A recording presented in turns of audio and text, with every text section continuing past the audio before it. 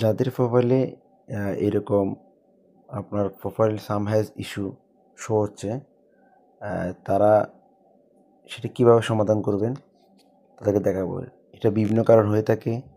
যদি আপনি কোনো রং ইনফরমেশন দিয়ে থাকেন, যদি কোনো ভুল তথ্য বা ভুল পোস্ট আপনার প্রোফাইলে দিয়ে থাকেন, সেটা ফেসবুকের স্ট্যান্ডার্ড অনুযায়ী না হলে, তাদের রুলসে না পড়লে, তখন আপনার এখানে এই ইস্যুটা আসবে।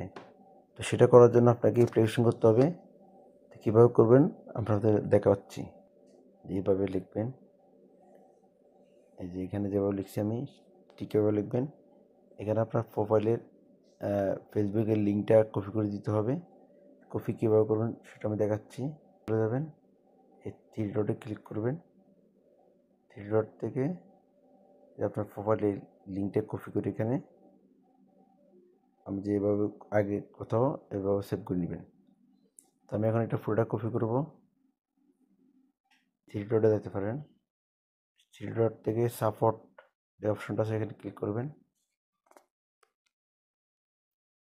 এখানে ডাউনের নিচে যাবেন, এই দেখেন রিপোর্ট টেকনিক্যাল প্রবলেম, এখানে ক্লিক করবেন। এখানে ইনক্লুডিং যে আপনার ব্লু কালার যেটা সেখানে ক্লিক করবেন। এখানে আপনি কী সমস্যা নিয়ে রিপোর্টটা করবেন সেখানে এটা সিলেক্ট করতে হবে।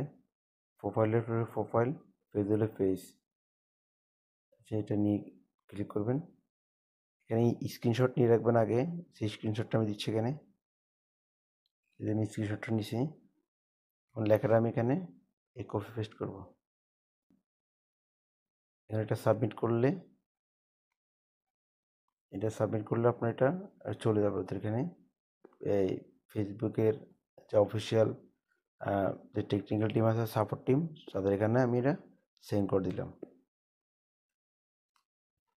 এবং এটা তারা আপনার 1 সপ্তাহ বা 2 সপ্তাহের ভিতরে এটা তারা আপনার প্রোফাইলটা আবার যে ইস্যুটার জন্য হয়েছে সেটা রিভিউ করে দিবে।